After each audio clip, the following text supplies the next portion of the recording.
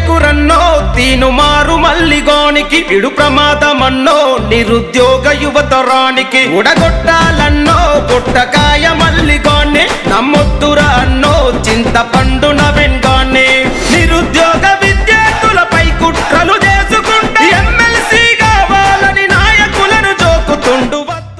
నమస్తే, local app ముఖాముఖి స్వాగతం. ఈరోజు సోషల్ మీడియాలో ఎక్కడ చూసినా ఒక పాట ట్రెండ్ అవుతుంది. ఆ పాట తీన్మార్ మల్లన్నపై రాశారు. ఆ పాట రాసినటువంటి తెలంగాణ ఉద్యమకారుడు, కవి, గాయకుడు లింగంపల్లి నరేష్ మనతో ఉన్నారు. ఈరోజు ఆయనతో మాట్లాడి అసలు ఆ పాటకు సంబంధించి అదేవిధంగా ఆయన ప్రస్థానానికి సంబంధించి మనం తెలుసుకుందాం. నమస్కారం సార్. వందనాలు. సో ప్రస్తుతం సోషల్ మీడియాలో ఎక్కడ చూసినా మీ పాట అంటే తీన్మార్ మల్లన్నపై మీరు ఇటీవల రాసిన పాట ట్రెండ్ అవుతుంది. సో ప్రజెంట్ ఆ పాట రాయడానికి కారణం ఏంది? ఎందుకు మీరు తీన్మార్ మల్లన్నకు వ్యతిరేకంగా పాట రాశారు? ఈ తెలంగాణ రాష్ట్రంలో ప్రశ్నించే గొంతుకగా ప్రజల పక్షాన ఉంటాను అని చెప్పి ఆయన అధికార దాహం కోసం, పదవుల వ్యామోహం కోసం ఒక పక్క రాష్ట్రంలో ఈ మెజారిటీ ప్రజలు వంచింపబడతా ఉంటే ప్రధానంగా 46 జీవో అధికారంలోకి వచ్చిన తర్వాత కాంగ్రెస్ పార్టీ ఎత్తివేస్తానని చెప్పిన తర్వాత 46 జీవో నిరుద్యోగుల పక్షాన నిలవకుండా ఈ 5 నెలల కాలంలో ఏ ఒక్కనాడు కూడా అధికారంలో ఉన్నటువంటి కాంగ్రెస్ పార్టీని మల్లన్న కనీసం ప్రశ్నించడం కాదు కదా, ఊసుకుడెత్తలే. అంటే అధికారంలో ఉన్న పార్టీని జోకడంలో నీ యొక్క ప్రజాస్వామ్యంలో నీ విలువల్ని కోల్పోయినావు కాబట్టి మళ్ళీ నేను ప్రజలకు ఏ విధంగా నేను 46 జీవో నిరుద్యోగ విద్యార్థులను ఆదుకుంటా అని చెప్పి మీరు ప్రజాక్షేత్రంలో ఉన్నప్పుడు, ప్రజల పక్షాన ఉన్నప్పుడు మా సమాజమే మిమ్మల్ని మా భుజన పైన మోసుకెళ్ళింది. మీరు ఈ స్థాయికి తీసుకురావడానికి మా ప్రజల శమడ సుక్కలే, మా ప్రజల నెత్తుడి కన్నీళ్ళ గోసల్లో ఉన్నటువంటి వెనుక నుండి వచ్చినటువంటి రూపాయి మీకు దానం చేసిర్రు. చాయ్ పైసలు వాళ్ళ నుంచి అడుక్కుంటే, అయ్యా మాకు చాయ్ పైసలు ఇవ్వండి అని అడుక్కుంటే మా ప్రజలు.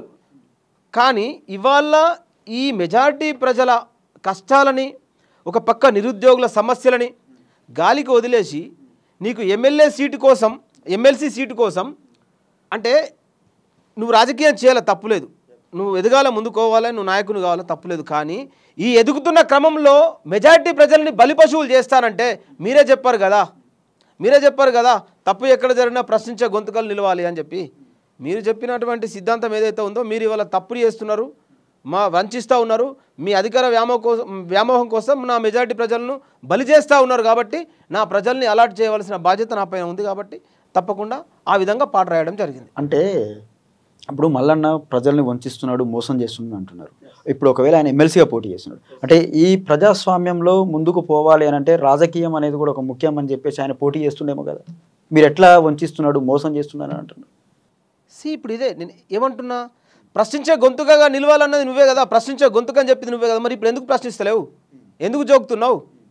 మండలికి పోతున్నాడు కదా, విద్యార్థుల సమస్యల మీద పోరాడుతూ అంటున్నాడు. మా బతుకులను చిదిమేసిన తర్వాత మెజారిటీ ప్రజల బతుకులు ఏమైనా కానీ ఇచ్చిన హామీలు నెరవేర్చనేటువంటి ఈ కాంగ్రెస్ పార్టీ అధికారంలో వచ్చిన తర్వాత నువ్వు మండలికి పోయి మాకేం వచ్చేది ఉంది, నువ్వు మండలికి పోతే మాకేం వచ్చేది ఉంది, మండలికి పోకపోతే మాకు వచ్చేది ఉంది. మాకు పోరాటం ఇంకా మిగిలే ఉంది కదా. నెత్తిరోడిన బిడ్డల ఈ తెలంగాణ గడ్డ మీద నెత్తిరోడిన బిడ్డల పోరాటం ఇంకా మిగిలే ఉంది కదా. మాకు మీతో పని ఉంది. కానీ ఇవాళ 52 మంది ఎమ్మెల్సీ క్యాండిడేట్లుగా ఉన్నారు కదా. మరి ఏ ఒక్కరిని కూడా విమర్శించకుండా ప్రత్యేకంగా తీన్మార్ మల్లన్నని ఎందుకు విమర్శించవలసి వచ్చింది? నా ప్రజానీకానికి ఎందుకు చెప్తున్నా అంటే ఇప్పుడు బీఆర్ఎస్ని బీజేపీ మీరు సపోర్ట్ చేస్తున్నా? మరి నేను ఏ పార్టీకి సపోర్ట్ చేయట్లేదు, ప్రజల్ని నిజం తెలుసుకోమంటున్నాను. మల్లన్న అనేటువంటి వ్యక్తి నా సమాజంని వంచాడు. మల్లన్న అనేటువంటి వ్యక్తి నా సమాజం నుంచి దోసుకొని నీ టికెట్ కోసం 1,50,00,000 రూపాయలు నువ్వు ప్రభుత్వానికి అప్పచెప్పినావు. ఉందా, ప్రూఫ్ ఉందా మీ కాడ? ఎస్, లీగల్గా మల్లన్నే బాండ్ పేపర్ రాసిచ్చిండు. నేను కాదు ప్రూఫ్. ఈ తెలంగాణ సమాజం మొత్తం కూడా ఆధారాలతో సహా తెలంగాణ సమాజం క్యాలెండర్ ఇచ్చింది. నా ఆస్తి మొత్తం ప్రభుత్వానికి రాసిస్తున్నాను. మరి నీకు ఇచ్చిన పైసలు వాళ్ళకి ఎప్పుడు వాపస్ ఇస్తావు? ఆ ఆస్తి అంటే అది ప్రజల సొమ్ము కొల్లగొట్టి, ప్రజల నుంచి నువ్వు కొల్లగొట్టుకున్నావు కదా. సొంతం కష్టపడ్డది కావచ్చు కదా. ఏం కాయ కష్టం చేసినావా? ఇక్కడ రాళ్ళు కొట్టినావా, రప్పలు కొట్టినావా, ఇక్కడ దుక్కు దున్నావా, నారు పెట్టి ఏ కష్టం చేసినావు? నువ్వు చెమటోడ్చిన కష్టమా, మ్యాచ్ ఫిక్సింగ్ చేసిన కష్టమా? ఏ కష్టమన్నా చేయి. కానీ నా ప్రజల నుంచి నువ్వు తీసుకున్నప్పుడు నా ప్రజల్లో, ఈ బీదబిక్కి పేద ప్రజల్లో అనేక సమస్యలు ఉన్నాయి కదా. అనేక సమస్యలు ఉన్నప్పుడు ఆ సమస్యల మీద నువ్వు పెట్టకుండా ప్రభుత్వానికి రాసిచ్చి నువ్వు నా ప్రజల నుంచి దోసుకొని ప్రభుత్వానికి నువ్వు రాసిస్తావు, నేను మళ్ళీ నీ ప్రజలకు సేవ చేస్తా అంట. ఏ విధంగా నమ్మాలా నిన్ను? కాబట్టి తిరుగుబాటు అనేది గడ్డ మీద కొత్తేం కాదు. తప్పు ఎవడు చేసినా రేపు ఈడ లింగంపల్లి నరేష్ అనేటువంటి రేపు ఒకవేళ తప్పు చేస్తే నన్ను కూడా వెనుక నుంచి నిలదీసేవాడు ఉంటాడు తప్పకుండా. ఈ గడ్డ అదే నేర్పింది. తప్పు ఎవడు చేసినా వదిలిపెట్టే ప్రసక్తి లేదు. అందుకే ఇవాళ ఇంటి దొంగను ఫస్ట్ సమాజానికి ఇంటి దొంగను బట్టి ఇంటి దొంగ భరతం పట్టిన తర్వాత ఏ ఒక్కరు నిడిచిపెట్టలేం మేము. గతంలో చూసుకోండి, ఇప్పుడు కూడా చూసుకోండి, ఇంకా ముందు రాబోయే రోజుల్లో కూడా చూసుకోండి. ఎక్కడైతే అన్యాయం జరుగుతుందో, ఎక్కడైతే పీడింపబడుతున్నారో ఈ మెజారిటీ ప్రజలకు తరానికి ఒక్కడు త్యాగం చేసేటువంటిది ఈ గడ్డ మీద అది ఎప్పుడు కూడా మిగిలే ఉంది. కాబట్టి ఎక్కడ తప్పు జరిగినా అక్కడ వీలైనంత మట్టుకు మా పోరాటాలు కొనసాగుతూనే ఉంటాయి. ప్రజల పక్షాన మా గొంతుక ఎప్పుడు నిత్యం వినిపిస్తూనే ఉంటుంది. ఒక్కసారి ఇప్పుడు ప్రజెంట్ ట్రెండ్ అవుతున్నటువంటి పాటని మా కోసం, మా ప్రేక్షకుల కోసం ఒక్కసారి మీరు పాడి వినిపించండి. వద్దు ఓటయ్యకు రన్నో తీను మారు మల్లిగానికి విడు ప్రమాదమన్నో నిరుద్యోగ యువతరానికి ఉడగొట్టాలన్నో ఈ ఒడగొట్టాలన్నో ఒట్టకాయ మల్లిగాని వీని నమ్మకు రన్నో చింతపండు నవీన్ గాని. ఆల్రెడీ సమాజంలోకి వెళ్ళిపోయింది, ట్రెండ్ అవుతుంది. ఈ పాట మరి మల్లన్న కూడా షేక్ చేస్తుంది అనుకుంటారా? ఇవాళ వాళ్ళు కుట్టీల ఎన్ని వ్యూహాలు పన్నాలో అన్ని వ్యూహాలు పన్నారు. ఎంతమంది ఎట్లాంటి వ్యూహాలు ప్లాన్ చేయాలో అట్లాంటి వ్యూహాలు ప్లాన్ చేశారు. కానీ ప్రజాక్షేత్రంలో నిజమనే ఆయుధానికంటే మించింది మరొకటి లేదు. కాబట్టి వాళ్ళ ప్రయత్నాలన్నీ తారుమారు చేసేది ఇలా రాష్ట్రంలో నమ్మొద్దురా తీన్మారు మల్లిగాని అనేటువంటి పాట రాజ్యాల్ని కూల్స్తుంది, పాట రాజ్యాల్ని నిర్మిస్తుంది. పాట పేద ప్రజల వంచిన వాడిని తప్పకుండా బజార్లో నిలబెడుతుంది. పాట నిజంగా కూడా సామాన్య ప్రజానికానికి సులువుగా అర్థమయ్యేటట్టు తీసుకుపోయేది పాటనే. సో అటువంటి పాట నేపథ్యం నుంచి మీరు ఉన్నారు కాబట్టి అసలు మీ నేపథ్యం ఏంది, మీది ఎక్కడ, మీ స్వస్థలం ఎక్కడ, మీ ఫ్యామిలీ బ్యాక్గ్రౌండ్ ఏంది, మీ నేపథ్యం ఏంది, చదువు, తర్వాత ఉద్యమ కాలంలో మీ ప్రస్థానం, వీటి గురించి మా కోసం ఒకసారి చెప్పండి, వివరాలు చెప్పండి. నేను కొరుట్ల నుంచి వచ్చిన. నా పేరు లింగంపల్లి నరేష్. నేను ఒక గల్ఫ్ కార్మికుడిని, గల్ఫ్ ఉద్యమకారుణ్ణి. తెలంగాణ మలిదశ పోరాటంలో నా వంతు కీలకంగా పాత్ర పోషించాను. ఆనాడు కూడా తెలంగాణ రాష్ట్రంలో వచ్చేది సబ్బండ ప్రజలకు చైతన్యం, సబ్బండ ప్రజలకు సమాన వాటా కల్పించాలని చెప్పి అలాంటి సిద్ధాంతాంతో మేము ఏ పార్టీ గొడుగు పట్టకుండా వాస్తవాన్ని ప్రజలకు అందించాలనేటువంటి కోణంలోనే ప్రజా పోరాటంలో చేశాం. సామాజిక తెలంగాణ ఉద్యమాల్లో పాల్గొన్నాం. అంతే తప్ప ఏ నాయకుని కిందకో ఏ జెండా కిందకో పోయి ఏ మోషన్స్ నీళ్ళు దాగి కూడా ఈ ప్రజాక్షేత్రంలో మేము లేము. కాబట్టి నేను కొరుట్ల నుంచి వచ్చిన. సో ఇప్పుడు మీరు ప్రధానంగా మల్లన్నని టార్గెట్ చేస్తున్నారు. ఇది మీరు ఇదివరకు ఎప్పుడైనా మల్లన్నతో కలిసి పనిచేసిన అనుభవం ఉందా మీకు? నేను కలిసి పనిచేయలేదు మల్లన్న. కానీ మల్లన్నను కలిసినప్పుడు ఆయన వ్యవహార శైలి కావచ్చు, ఆయన వ్యక్తిగతంలోకి నేను వెళ్ళను. కానీ అంటే ప్రజాక్షేత్రంలోకి వచ్చాడు కాబట్టి కొన్ని సందర్భాల్లో కలవడం జరిగింది మల్లన్నకు. నేను బీసీని, నేను బహుజన బిడ్డను అని చెప్పుకుంటాడు కదా మల్లన్న. తెలంగాణ ప్రజల, సబ్బండ ప్రజల ఐక్యవేదికకు, అలాగే బీసీ ఉద్యమాలు నా ప్రాంతంలో, నా కొరుట్ల నియోజకవర్గంలో అనేక ఉద్యమాలు నెలకొల్పాను. సబ్బండ ప్రజల చైతన్య యాత్ర నెలకొల్పాను. అట్టి విషయమై బీసీ వాదం అని చెప్పాడు కదా, నేను బహుజన బిడ్డనని చెప్పాడు కదా అని చెప్పి ఒక 2-3 సార్లు మల్లన్నను కలవడం జరిగింది. కానీ ఆయన ఆ విషయాలకి స్పందించకుండా దానికి స్థానం ఇవ్వలేడు. సో అంతటితో నేను రిటర్న్ వెళ్ళిపోయినా. మా పోరాటాలు మేము కొనసాగించాం. ఓకే. సో ఇప్పుడు మల్లన్నని మీరు ఎందుకు టార్గెట్ చేసుకుంటున్నారు? మీరు పెద్దగా పరిచయం లేదంటున్నారు. ఆయనకు మీకు ఎక్కడ తేడా వచ్చింది, దానికి కూడా ఏం వివరణ లేదు. మరి అయినా కూడా మీరు ఎందుకు కేవలం ఆయనను టార్గెట్ చేశారు? ఇవాళ మల్లన్నను నమ్ముకొని చాలామంది బీద బిక్కి పేద ప్రజలు రోడ్డున పడ్డారు. కానీ ఈయన అంచెలంచెలుగా ఎదిగి కోట్లకు పడగలెత్తి ఈయన ప్రభుత్వానికే దానం చేసే స్థాయిలో ఈయనున్నాడు. కానీ ఇవాళ బీద బిక్కి పేద ప్రజలు మల్లన్న ద్వారా ఎంతోమంది ఇబ్బందులకు గురైనటువంటి నాలాంటి ఎంతో నూనూగు మీసాల పిల్లలు ఎంతోమంది ఉన్నారు. ఒక పక్క నిరుద్యోగ విద్యార్థుల ఆత్మఘోష, ఒక పక్క 046 ఆ నిరుద్యోగుల వాళ్ళ ఆత్మఘోష. ఇవన్నిటి చూసిన తర్వాత ప్రశ్నించే గొంతుకగా ఇప్పుడు ఈ మల్లన్న, తీన్మారు మల్లన్న అని చెప్పుకుంటున్నటువంటి మల్లన్న గారు అప్పుడైతే ఏ విధంగా ఉన్నారో ఇప్పుడు కూడా ఆ నిరుద్యోగుల పక్షాన ఉంటే మల్లన్నకు నేను పోరాటంలో ఆయనకు ఒక పూలపాట వేసేవాడిని. కానీ ఇవాళ నువ్వు పీడింపబడుతున్న వాడి పక్క కాకుండా పీడించబడుతున్నటువంటి పక్కన ఉన్నావు కాబట్టి తప్పకుండా నిన్ను ప్రజాక్షేత్రంలో నిలబెట్టవలసి వచ్చింది. ఇవాళ 46 జీవోకు సంబంధించినటువంటి నిరుద్యోగులు స్టూడియో కోతే కూడా ఆ క్యూనూస్ అని పెట్టుకున్నాడు కదా తీన్మారు మల్లన్న. ఈ మొత్తం కాఫీ పేస్ట్ బ్యాచ్.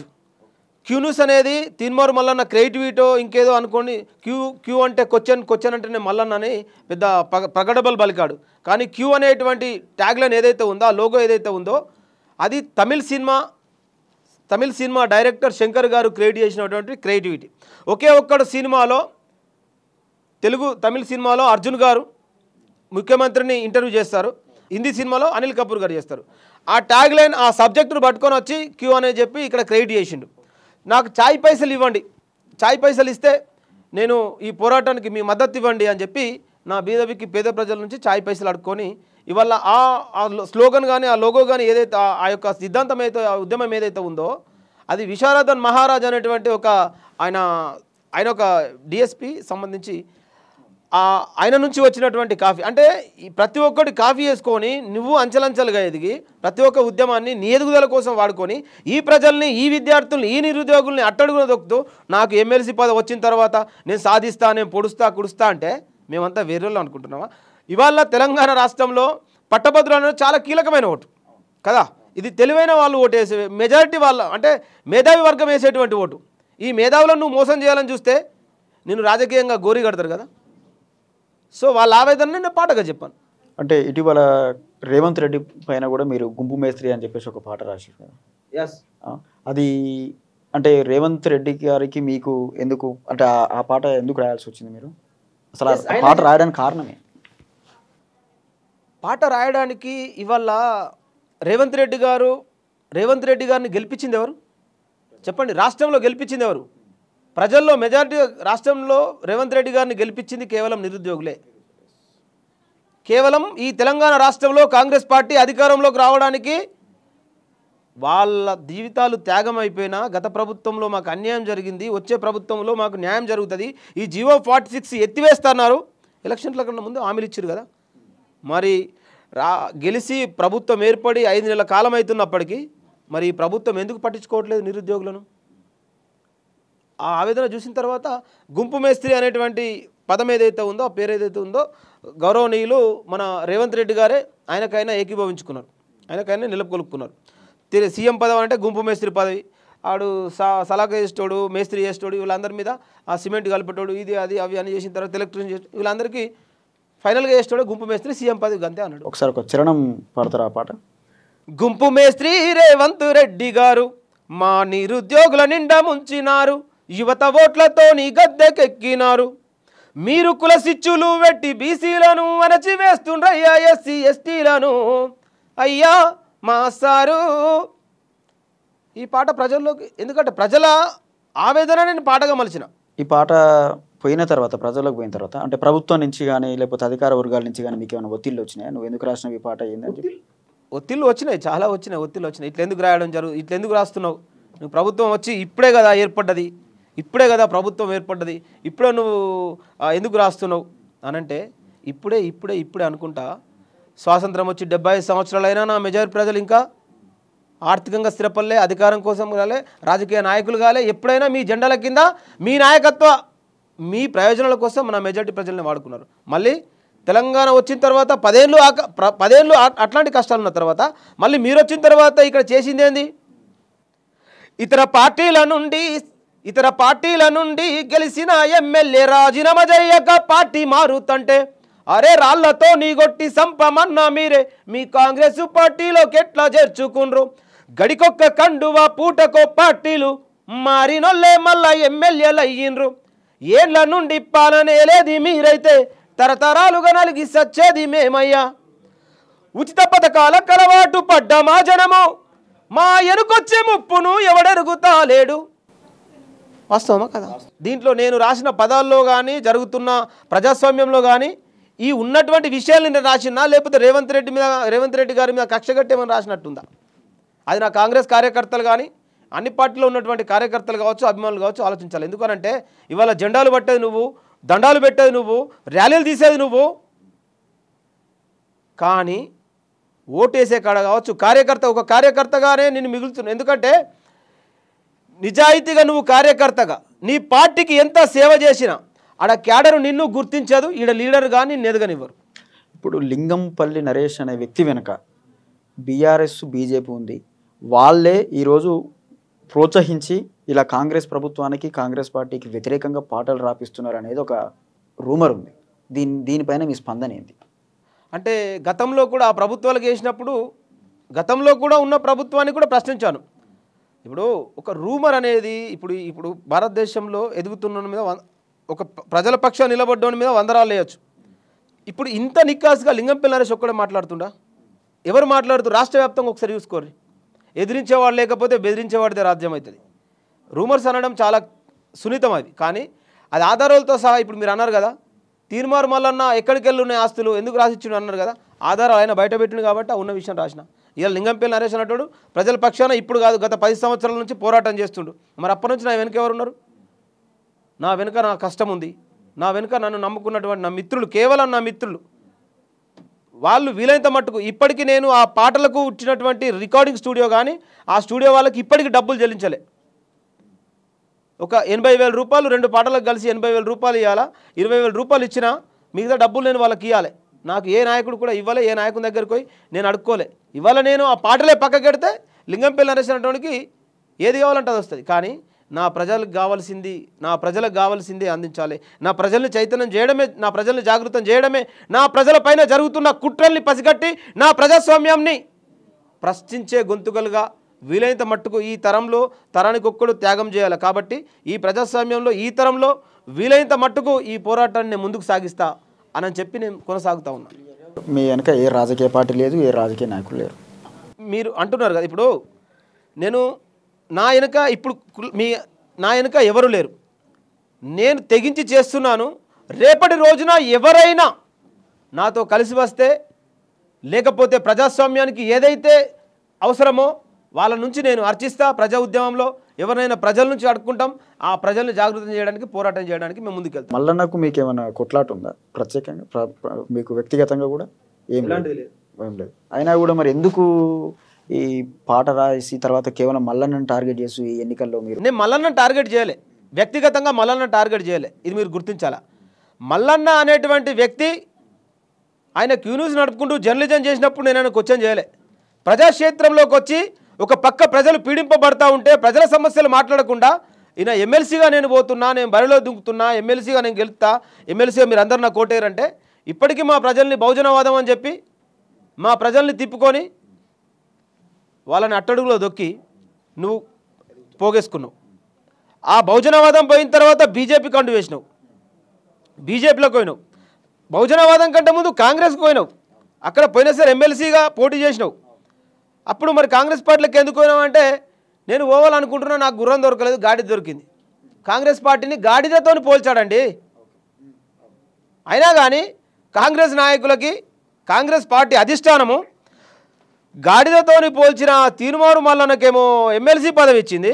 30 సంవత్సరాల నుంచి పోరాటం చేస్తున్న బక్కా జెడ్సన్ అనేటువంటి ఒక దళిత సామాజిక వర్గానికి చెందినటువంటి వ్యక్తిని పార్టీ నుండి సస్పెండ్ చేశారు.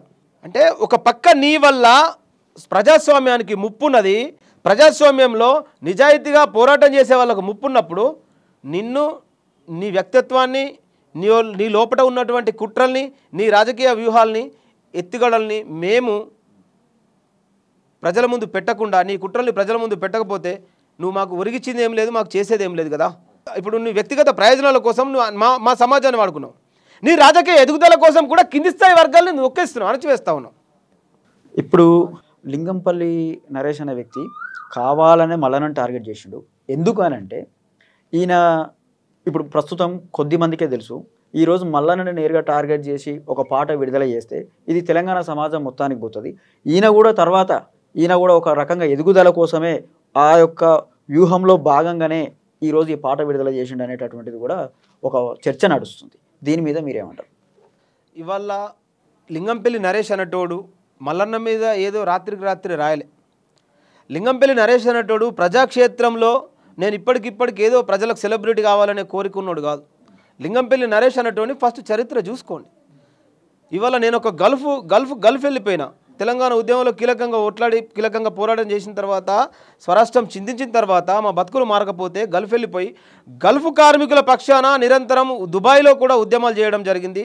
వాళ్ళ కార్మికుల కష్టాలని, కన్నీటిని, సాధకాలని, బాధకాలని ఈ సమాజానికి, ఈ ప్రపంచానికి, అప్పుడు ఎలక్ట్రానిక్ మీడియా కావచ్చు, ప్రింట్ మీడియా కావచ్చు, వాళ్ళ సాధక బాధకాలని వాళ్ళ కష్టాలను చూపించిన టైంలో కూడా ఒకానొకప్పుడు షార్జా ఇండస్ట్రియల్ ఏరియా 3లో ఒక 250 మంది నుంచి 150 మంది మన ప్రాంత పౌరులు మన తెలుగు బిడ్డలు అట్లా అక్కడ ఉంటున్నప్పుడు సిచ్యువేషను అక్కడికి వెళ్ళి వాళ్ళ కష్టాలని చూసి చలించిపోయి వాళ్ళకు జరగవలసిన న్యాయం కోసం అక్కడ ఉన్నటువంటి షార్జా పోలీస్ స్టేషన్కి పోయి మాట్లాడి చేసి అవన్నీ చేసి అక్కడ ఉన్నటువంటి కార్మికుల కష్టాలను తీన్మార్ మల్లన్నకి నేను పంపించడం జరిగింది. అప్పుడు ప్రశ్నించే గొంతుకగా ఉన్నావు కాబట్టి మా గల్ఫ్ కార్మికుల కష్టాలు అప్పుడు ఉన్నటువంటి ప్రభుత్వం పట్టించుకోవట్లేదు. అప్పుడు ఎలక్ట్రానిక్ మీడియా కావచ్చు, ప్రింట్ మీడియా కావచ్చు, ఎవరు కూడా స్పందించట్లేదు. అంటే స్పందించట్లేదంటే మేము అంత దగ్గరగా వాళ్ళకి లేం కావచ్చు, మేము ఉన్న దుబాయ్లో. సో టెలికాస్ట్ చేయమని ఈ పర్సన్కి వీడియోలు పంపించిన తర్వాత అప్పుడు ప్రశ్నించే గొంతుకగా ఉన్నావు కాబట్టి పంపిస్తే కూడా అవి టెలికాస్ట్ చేయలే. అంటే ఒక పక్క వంచింపబడతా ఉంటే దాన్ని టెలికాస్ట్ చేయలే. అదే విషయాలు కాకుండా ఇంకా అనేక బీసీ సామాజిక ఉద్యమాలని కూడా ముందుకు టెలికాస్ట్ చేద్దామంటే అట్లా కూడా స్పందించలే. ఇప్పుడు నువ్వు నా ప్రజల పక్షాన కొట్లాడుతున్నటువంటి గొంతుకల్నే నువ్వు ప్రజల ఉద్యమాలనే నువ్వు ఎస్టాబ్లిషన్ చేయకుండా ఇవాళ ల్యాండ్ సెటిల్మెంట్లు, రాజకీయ వ్యభిచారం, రాజకీయ నాయకులతోటి ఫోన్లో మాట్లాడి రాత్రి 10:30కు 11 ఇట్లా మాట్లాడుకుంటా నువ్వు నీ స్వార్థ ప్రయోజనాల కోసం వ్యవస్థలో నువ్వు నిర్మాణం చేసుకొని నీ వ్యక్తిగతంగా నువ్వు నువ్వేదో నీ స్వలాభం కోసం ఎదుగుతూ ఉంటా అంటే నా సమాజాన్ని వంచిస్తూ ఉంటే నేను ప్రశ్నించకుండా ఎలా ఉంటా? సో ఇప్పుడు ఇదే తీర్మానం వలన భాష యాస మీరు చూసారు. ఆ రోజు కాంగ్రెస్ నాయకులని తిట్టిండు, కోమటిరెడ్డిని, ఉత్తమ్ కుమార్ రెడ్డిని, దద్దమ్మలని అదని తిట్టిండు. తర్వాత బీఆర్ఎస్ వాళ్ళని కూడా తిట్టిండు కాకా అని చెప్పేసి ఈరోజు. సో ఆ రోజు అందరినీ ప్రశ్నించిన మల్లన్న ఈరోజు అదే భాష యాసను మర్చిపోయి కాంగ్రెస్ నాయకులకు చెంత చేయలేడు. కాంగ్రెస్ నాయకులకు కూడా దీని మీద కనీసం ఆలోచించకుండా చేర్చుకున్నారు. అంటే ఇప్పుడు తప్పు కాంగ్రెస్ నాయకులదా, లేకపోతే వాళ్ళ వంచన చేరిన తీర్మానం మల్లన్నదా, లేకపోతే ఇద్దరిదా? ఇద్దరిదా అవకాశవాదం అంతే కదా. తీర్మానం మల్లన్న మీద వ్యతిరేకత వచ్చింది, అతను గెలిచే అవకాశం లేదు, అట్టడుగుకు పోతాడని. మరి కాంగ్రెస్ పార్టీ అది తెలిసి కూడా అంటే కాంగ్రెస్ పార్టీ ఇప్పుడు ఓడిపోతే ఇప్పుడు కాంగ్రెస్ పార్టీ ఓడిపోయింది అంటారు, పార్టీ బలం కూడా తగ్గే అవకాశం ఉంటుంది. మరి అటువంటి అప్పుడు ఎట్లా అవకాశవాదం అనుకుందాం? అయితే ఇక్కడ బలిక బక్రా అయిపోతాడు తీన్మార్ మల్లన్న త్వరలో. ఎందుకని చెప్తా. ఇవాళ తీన్మార్ మల్లన్న కాంగ్రెస్ పార్టీని గాడితో పోల్చిండు. First point. ఇవాళ తీన్మార్ మల్లన్న ఉత్తమ్ కుమార్ రెడ్డి గారిని ఈయన గత ప్రభుత్వంలో గత ముఖ్యమంత్రి కేసీఆర్ కోవట్టరు, ఈయన 100 ఎకరాల భూముల్ని కబ్జా పెట్టిండు అని చెప్పి ఉత్తమ్ కుమార్ రెడ్డి అన్నాడు. ఇవాళ కోమటిరెడ్డి వెంకటరెడ్డి గారిని, కోమటిరెడ్డి రాజగోపాల్ రెడ్డి గారిని కూడా వీళ్ళు బీజేపీ కోవట్టర్లు, వీళ్ళే ఫస్ట్ ఏదన్నా ఉంటే వీళ్ళే సంచులు జరుపుకొని వీళ్ళే పోతారు అని చెప్పి వాళ్ళను విమర్శించిండు. ఈయన కాంగ్రెస్ పార్టీలో విమర్శించింది ఎవరిని? రేవంత్ రెడ్డి గారిని. ఇప్పుడు గౌరవ ముఖ్యమంత్రి రేవంత్ రెడ్డి గారిని కూడా ఏమన్నాడు? రేవంత్ రెడ్డి గారిని ఈయన అనరాని పదాలు అన్నాడు.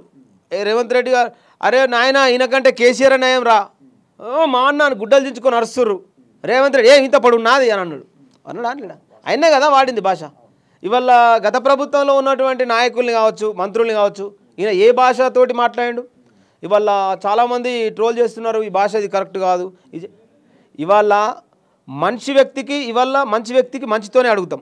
ఇవాళ రేవంత్ రెడ్డి గారిని అడిగినాం మేము, అయ్యా రేవంత్ రెడ్డి గారు మా తెలంగాణ ముఖ్యమంత్రి మీరు, సారు రేవంత్ రెడ్డి గారు మిగులు బడ్జెట్ ఉన్న మన రాష్ట్రము అప్పుల పాలయ ఏం చేస్తారు?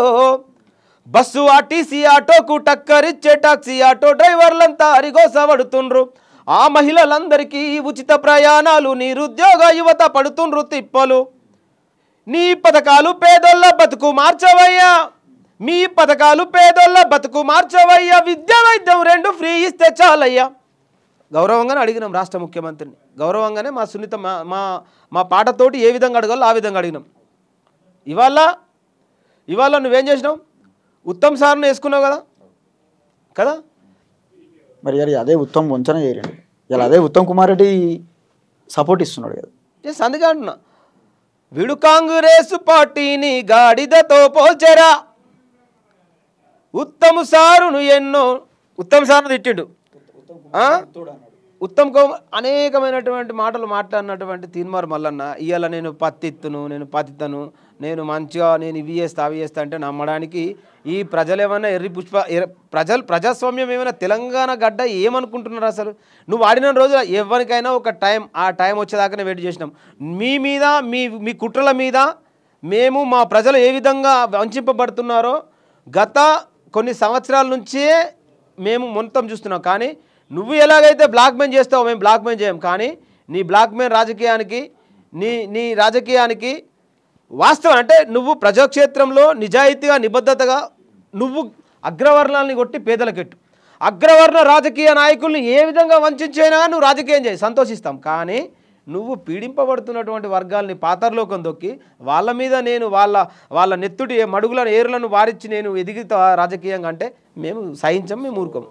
సో ఇప్పుడు మీరు తీన్మార్ మల్లన్న యాస భాష గురించి ఇట్లా మాట్లాడి తర్వాత రాజకీయంతో నాకు సంబంధం లేదని కూడా మీరు అంటున్నారు.